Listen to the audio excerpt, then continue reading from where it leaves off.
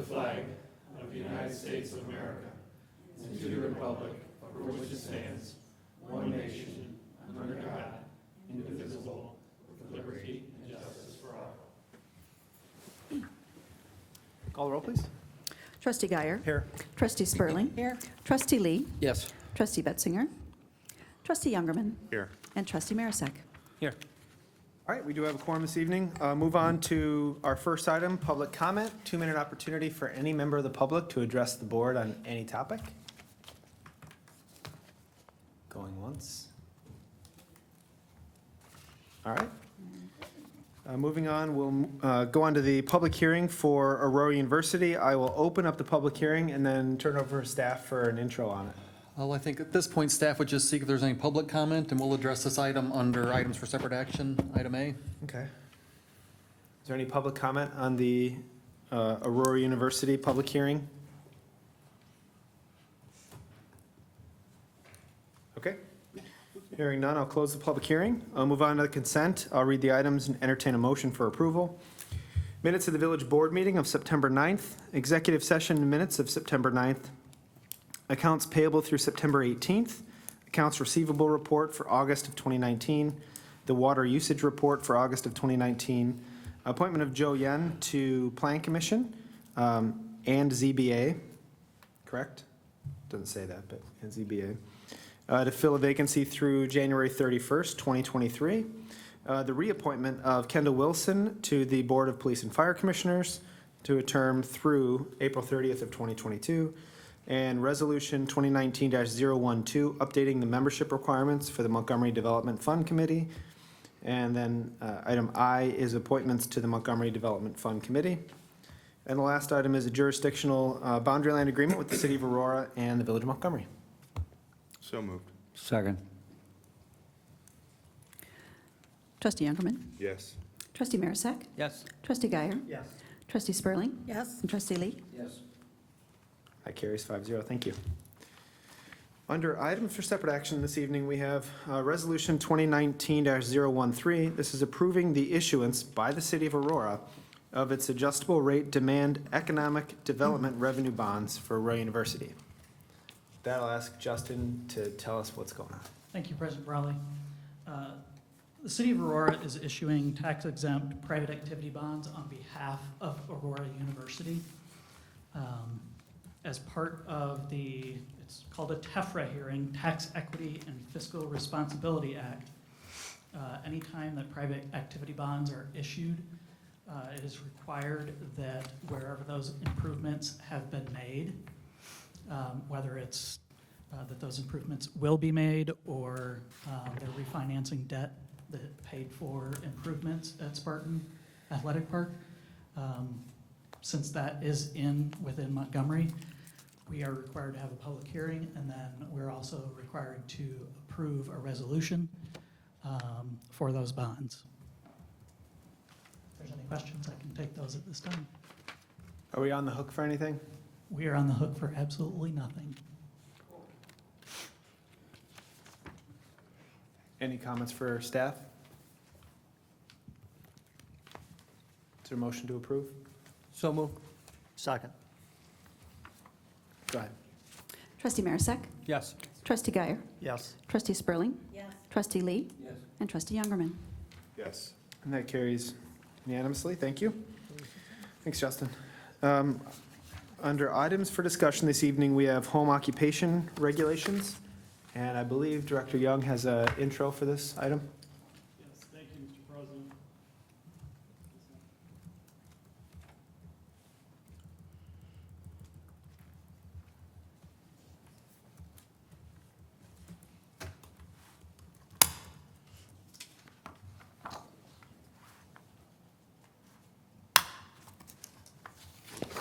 Here comes Dale.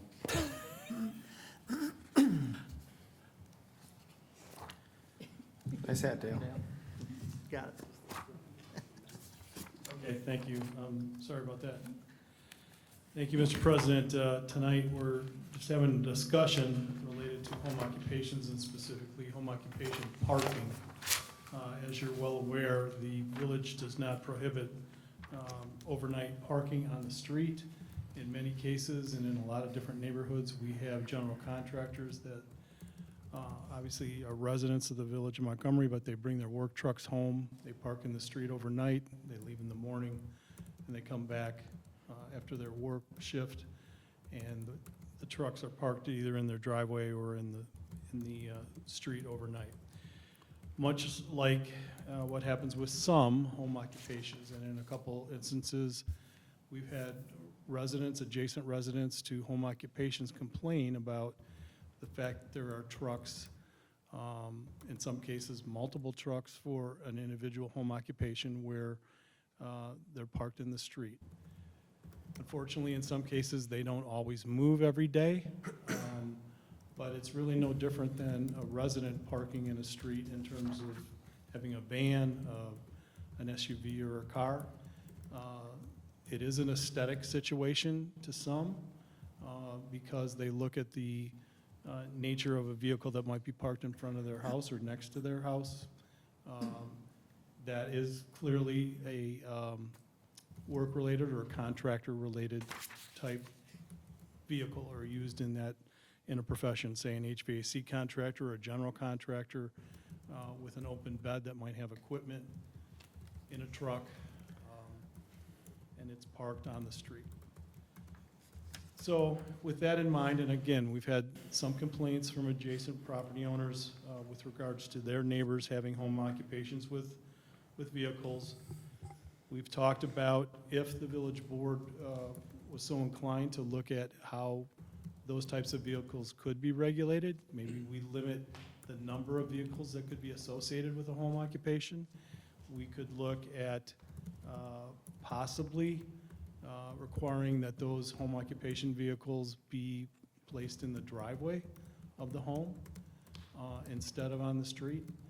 It's really open-ended, but at this point in time, within our code of ordinances, we do not prohibit home occupation vehicles being parked just like any other resident in the street. So that's the issue. I'll also explain that in some instances, we have home occupations, and again, there's no identification on the house that this is a business. It's just about the parking.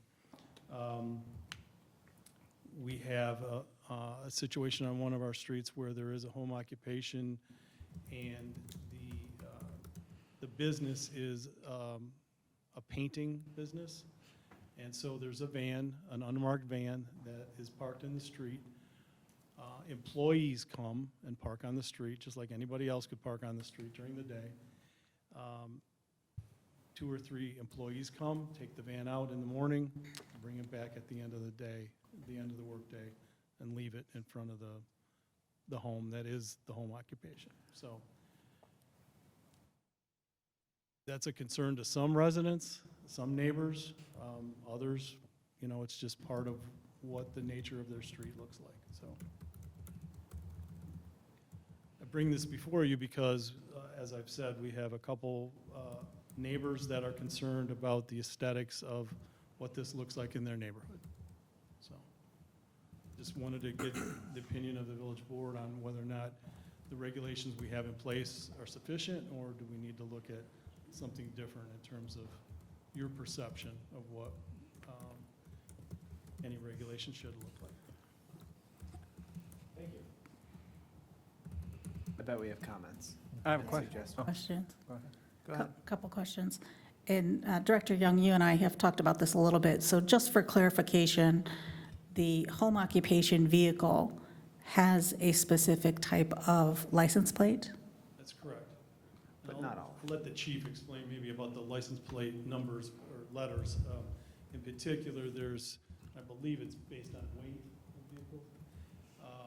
There's a series of B plates, which is kind of a standard plate that any kind of resident with or without a home occupation could have a vehicle parked in the street with a B plate. In many instances, businesses can have a B plate, and again, it has to do with the weight of the vehicle. If you have a D plate, then it's not allowed to be, I believe, it's not allowed to be parked overnight. So the chief can elaborate on that if he wishes. But a business, they could have a business and just have a large vehicle. They could have a full-size van and still be using that for business, so, It could be a Prius, I mean. bad example, right, but you know, right. It could be a But small I- car. It If doesn't we're have to talking be a- about the weight of the vehicle, I'm just saying it could be a van.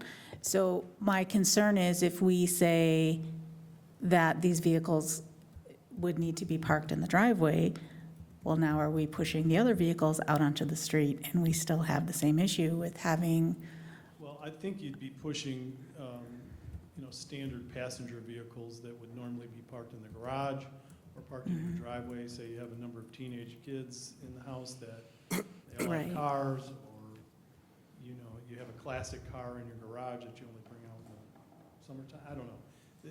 We know of instances where there's home occupations where there's 2 vehicles associated with the business, and then because of the number of family members living in the house, there might be 5 other vehicles associated with that residence.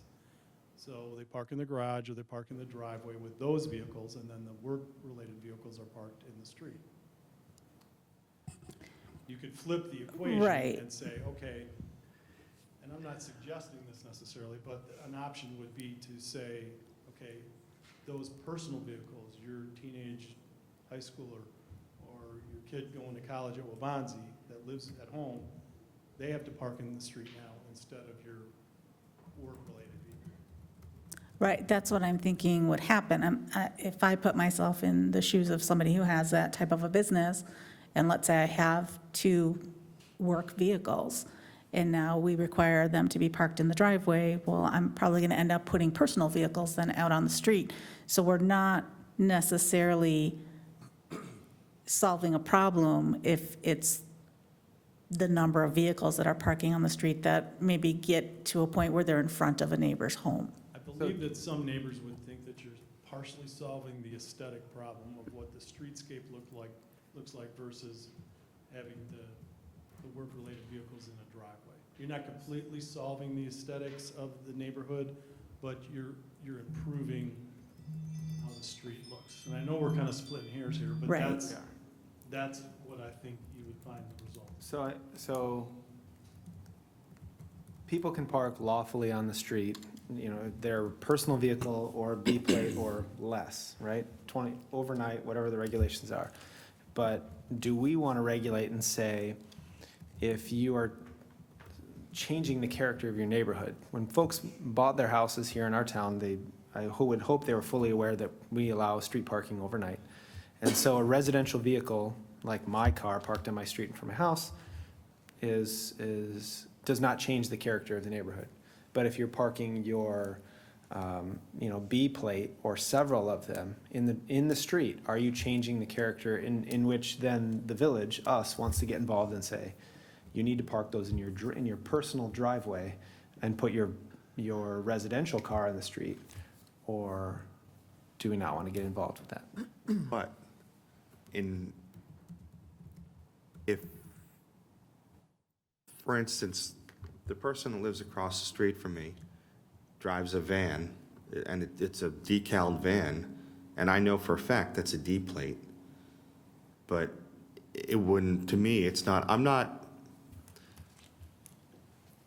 Montgomery is not a Geneva or a St. Charles. I'm not going to prohibit a plumber or an HVAC guy or someone like that from doing their trade and living in Montgomery.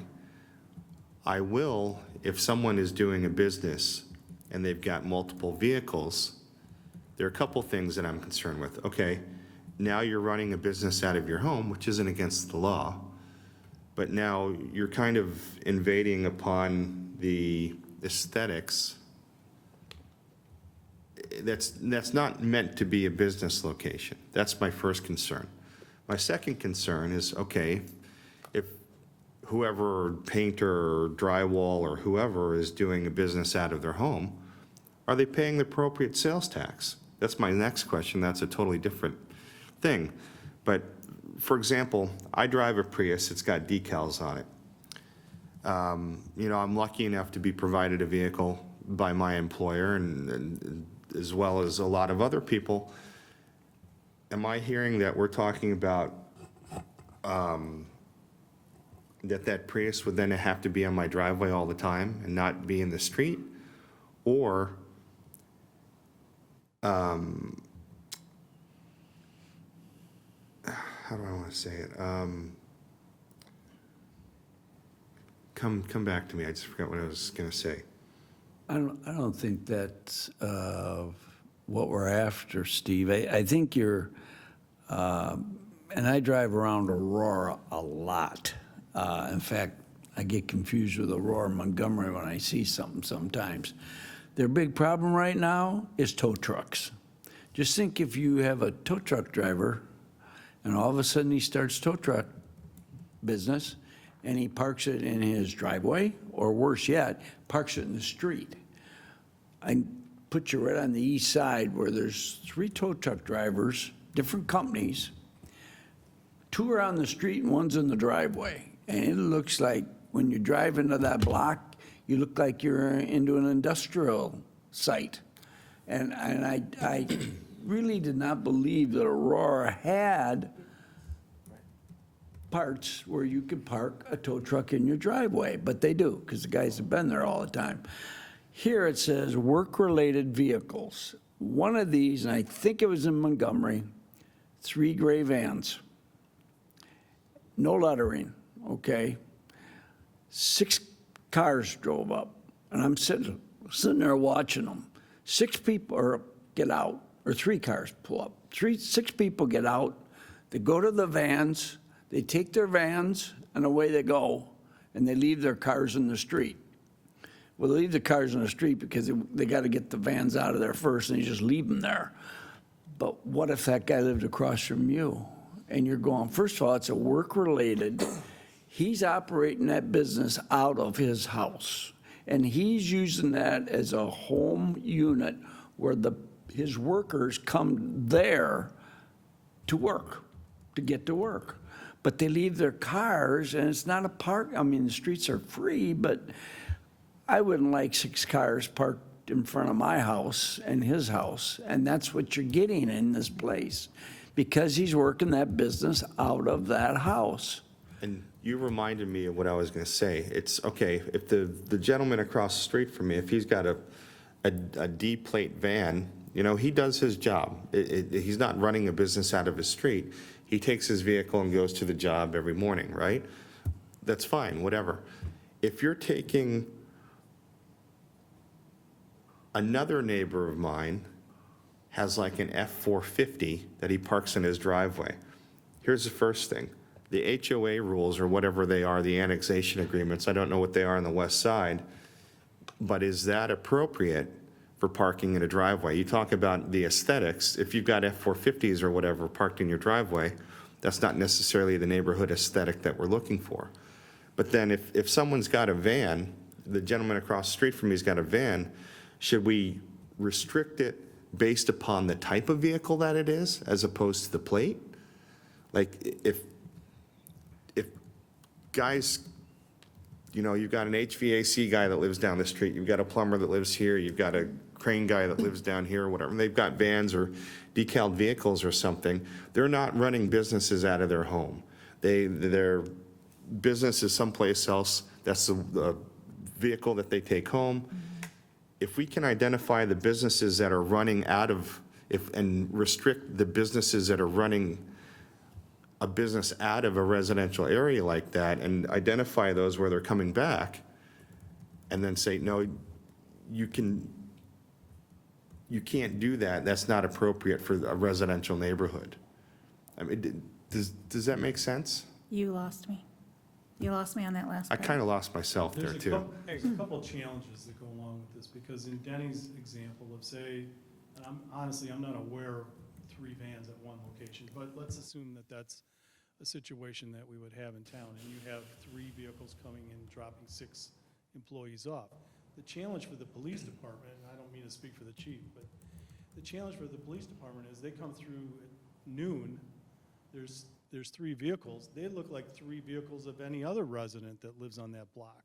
So it's a monitoring situation in that instance where you're not going to be able to monitor.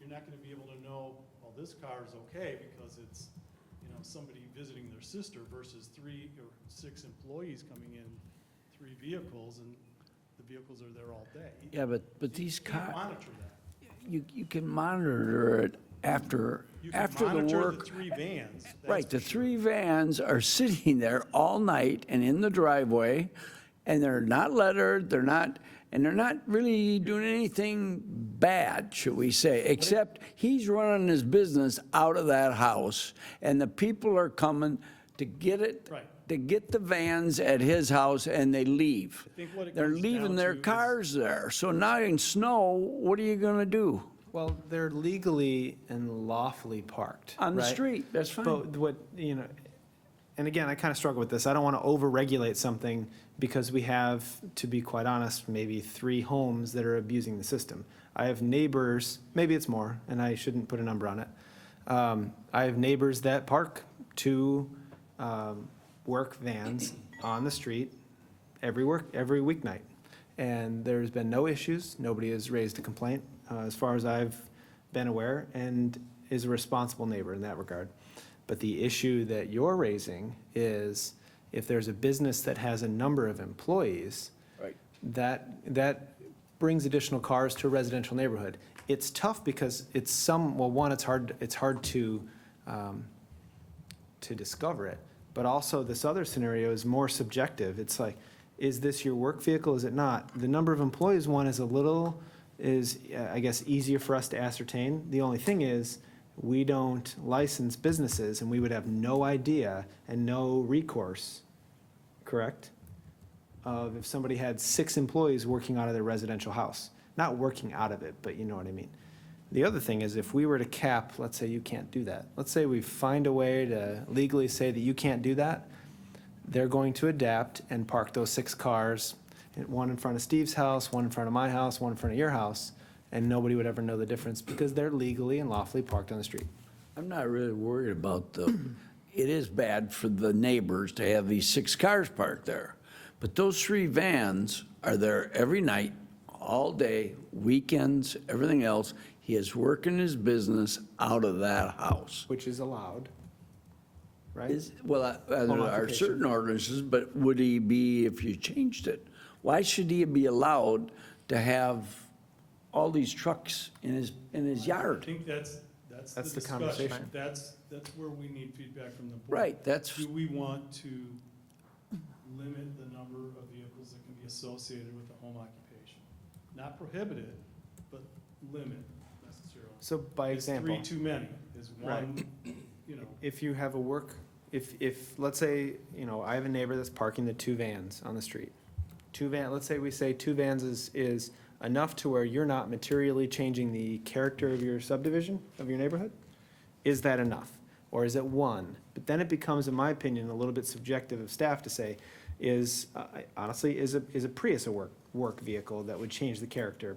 I would probably argue no, but how do you split, if it's logoed and it's let's say it's an engineering firm that has a logo on it, is that a work vehicle changing the character? I think it gets us into a situation where staff's having to make, and the PD, who frankly have a lot of really important things to worry about, it gives them a lot of extra work to regulate something like this, in my opinion. And so we don't have a limit of number of cars you can have at a residential house, right? We don't say every residence only allows 6 cars. So what do you do in a situation where residents who live there, they're homeowners, they own 3 vans? The family owns 3 vans. It's the same thing. I had a 3/4 ton extended cab, 8-foot box Chevy pickup truck. That thing was huge. And I parked it in the street just because if I parked in my driveway, even with a 3-car driveway, I had issues getting the cars out of the garage. So I typically parked it on the street. It didn't look bad. It was a nice looking truck, but it was a big truck.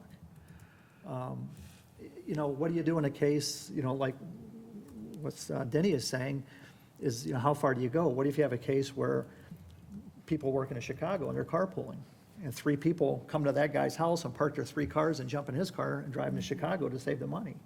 So now you've got 3 people that don't live in the village coming to this guy's house, and it's not a business, but still, you have 3 out-of-town cars parking in front of his house on the street during the day to carpool into Chicago.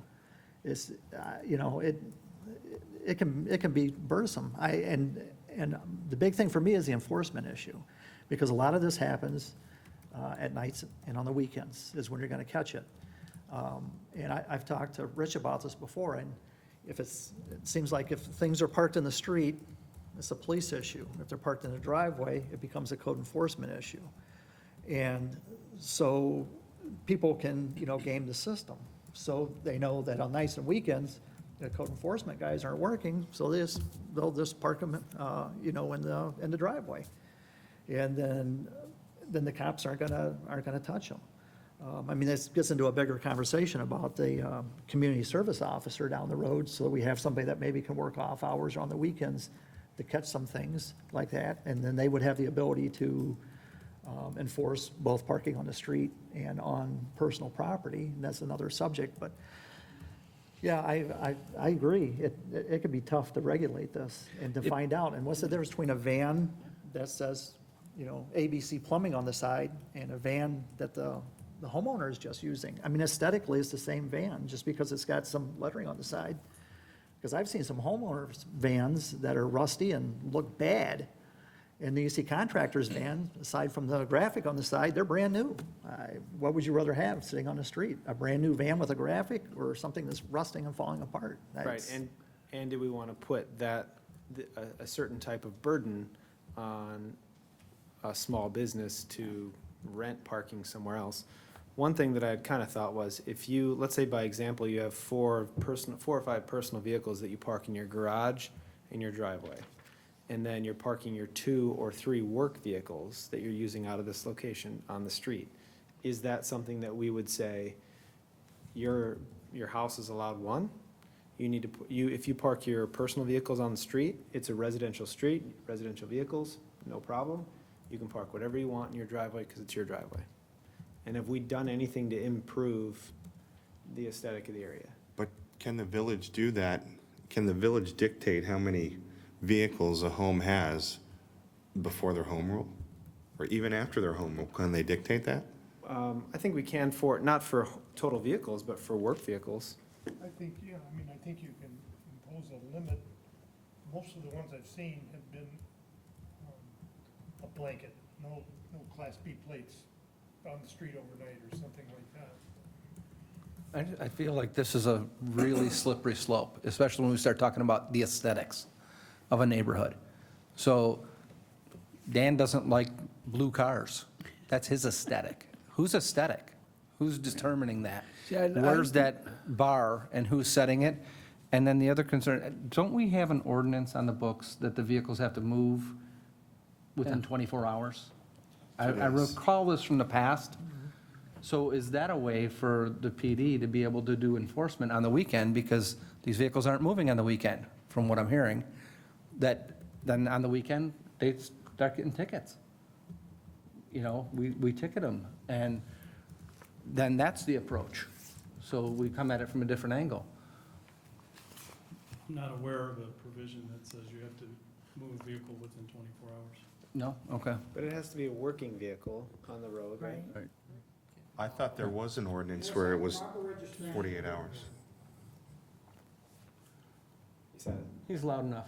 I thought there was an ordinance where it was every Doesn't repeat 48 hours. A vehicle had to be moved every 48 hours. I thought there was one too. There is some kind of time limit that a vehicle has to be moved. I thought. Is this the consensus you were looking for, by the way? No. You know what, it may be my HOA rules, so I may be confusing. Have we clarified things for you?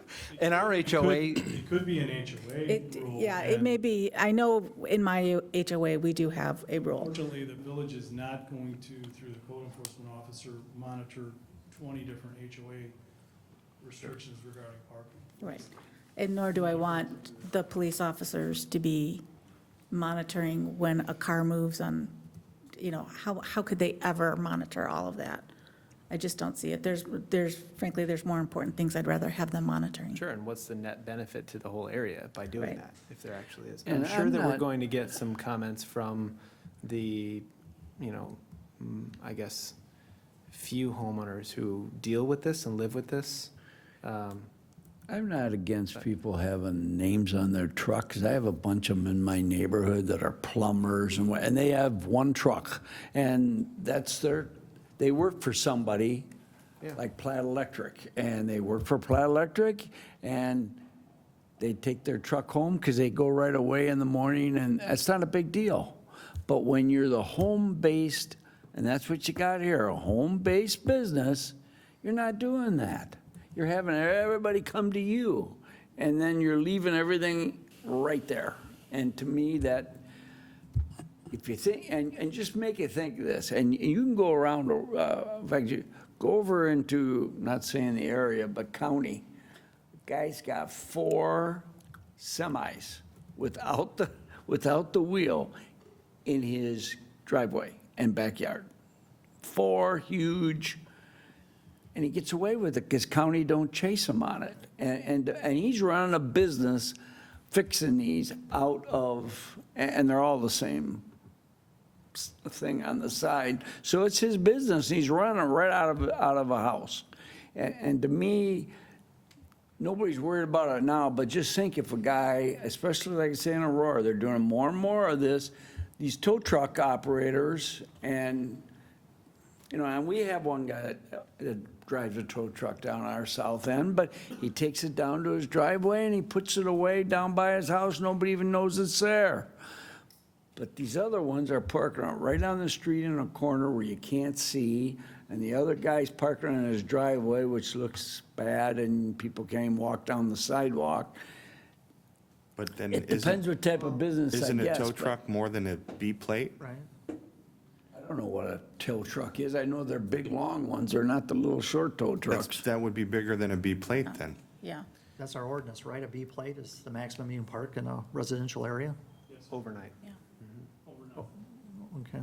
So- So, yeah, that would be a plate violation there. There's an ordinance for that. So anything above a B plate, because that's the other problem. I mean, I had a B plate on that truck I owned. There's SUVs that have B plates on them. You want homeowners to start businesses. You want new businesses to come into town, and hopefully, you know, whoever's starting a business out of their home, hopefully they grow, and hopefully they have to build a location, and hopefully they do really well. I understand what you're saying, but there's got to be a happy medium there. Well, it's a happy medium for us, but all I remember on these 3 tan silver vans is all of them bailing out of their cars, and I'm thinking, that poor guy living there, he's got a problem, because he can't even get out of his driveway. Now, again, we don't care about it, but I'll guarantee you, those couple neighbors right there are ticked off about it. And I can see their point. If it came down in my neighborhood and they did that, I'd be mad. But we don't care because there's nothing like that by us right now. But I think we got to protect somewhat. Well, I'm going to question that because, and I've talked to Director Young about this, I did receive a complaint about several cars of employees coming, and then the cars park all day. Now, that's not changing the aesthetic of what we're talking about now. That's a separate issue of these cars are parked there all day. Now, are they causing an issue with traffic flow, or is it just annoying to the neighbor? That's all subjective. But I did receive a complaint about that. But to reinforce that, at that point, you are operating not necessarily a startup, you were literally operating a business in a residential area. And I think that, I could be wrong, that's something that we have a little bit of a say in. You know, what home occupation or how many employees, maybe that's something, and I was jotting down some notes here, that would be good for our next conversation is to look at options that we might have for home occupations as it relates to like employees. You know, if you have a employee and you guys have 2 cars, I think that most people wouldn't find that objectionable. But if you have 12 employees coming to your house to make widgets or carpool to the job site, maybe that's something that is not in character with a residential neighborhood. The other option would be is to look at work-related vehicles. If it's an actual, if either of these are an actual situation that we're coming up against, I wouldn't want us to revise any of our rules if it was kind of a one-off that maybe we could figure out. But if this is a situation that we need to look at, we can do that. The other one is look at our comps of municipalities that do allow overnight parking, to see kind of what they would perceive as an issue and what is. Most of our neighboring, I'm not sure about Aurora, but most of our neighboring communities prohibit overnight parking of any type. And 2 to 6, no cars in the I street. know Oswego does. I'm not proposing that. Right. Yeah. I'm saying that most of our neighbors don't allow overnight parking. But again, if the vehicle is registered to that homeowner in that residence, what's the difference of 3 vans that he's using for work compared to 3 vans if one of us his and 2 were his kids? Right. It's the same thing. I guess I could see if the vans were registered to somebody else and he was just keeping them in his house and they weren't registered at residence, and he was storing them at his house and people were coming and bailing in and then going off to do a job, that could be something different, because now they're not attached to that residence. He's just quote-unquote storing them at his house. And if that's for your occupation or a business that you're running from your home, maybe I could see us getting into that. But that just seems like a nightmare to try and enforce any of this, honestly. So, any other thoughts for Rich? I'm sure we gave him, Well, I'm just thinking if, I mean, I'm trying to put myself in the shoes of somebody who would have an issue with that.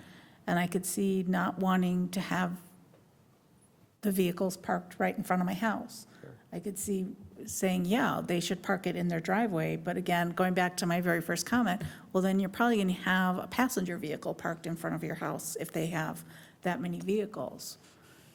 So then, then we're coming back to how do we limit, or can we even limit the number of vehicles associated with a home? yeah, and would we want to? Right. Yeah. Well, I think Attorney Wilson indicated that we could limit for a home occupation how many vehicles were associated with the home occupation.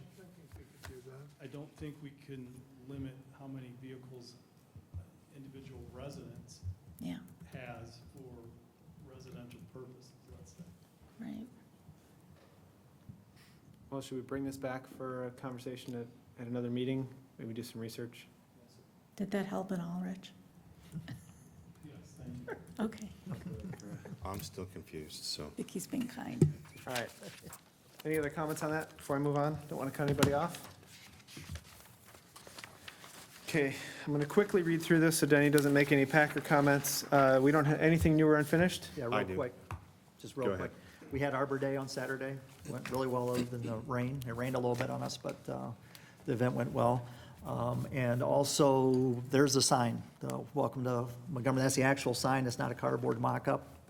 So we've received them, and Public Works, Mark has indicated that they have some hydrant flushing going on, but they'll try to work that in their schedule to start replacing the wood signs and getting those up in various locations throughout the village. You're going to save the wood signs, Mark, right? Yes, yeah, we're gonna save the wood signs. Okay. Yeah.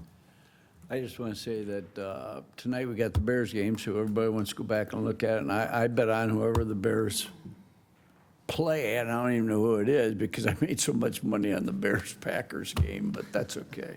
You know what's really interesting, though, is I'm sure that the residents that watch these meetings think that you wear the same shirt all fall. No. It's my, Every last day, week I ladies had and one with the gentlemen, Packer on every it, day. you know? I actually have 2 items. 25 of them. First, a resident reached out to me, or a couple residents had reached out to me about possibly turning Secretariat and Gordon, that intersection, into a 4-way stop. Can we look at that, please? I actually talked to a resident the other day on the phone that had called and talked to me about that. I've talked to Chief Smith about it a little bit, plan on talking to Engineer Wallace as well, so we'll address that this Okay. week. There's that. Second item, Denny, I just want to say that those are the ugliest color combinations I've ever seen in my life. Doug, anything helpful?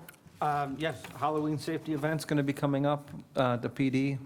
I've had a couple of meetings planning, and Commander Palco and the whole team are working really well. And it's really a great event for the residents to come out and see these kids and all of our officers. They volunteer all of their time. Nobody's being paid while they're there.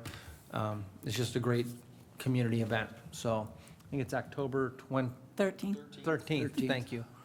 Thank I was you. just going to say, make sure you say the Yes. date. October 13th is that, and then the cemetery walk is the October 2nd, Right. Wednesday, October Wednesday. 2nd. That's it. We're trying to get the geese out of the cemetery, because there's too many in there now. Go scare them with that. And and the other second thing is, I did have a couple residents tell me how great that stoplight is on Galena Road. They just were totally amazed it went up so quick, and they just think it's great, so. And you know what, and on that note, I was coming back the other day, coming up Galena, heading west, and And you blew the honestly, stoplight? it feels like it's always been there, like it should have always been there. It really, it's not out of place. I know we have some big signs up to forewarn people and everything, but it's natural that it's there. And I've gotten several residents, and I can solve the geese problem. If you run over to the cemetery tonight and wave that shirt around, Yeah, I'm it'll sure. take care of them. They're all watching the game anyway. All right, you can see our future meetings there. At this point, we'll adjourn to executive session for 2 items, discuss the employment of an employee and acquisition of real property. So moved. Second. Trustee Guyer. Yes. Trustee Spurling. Yes. Trustee Lee. Yes. Trustee Youngerman. Yes. And Trustee Marisak. Yes.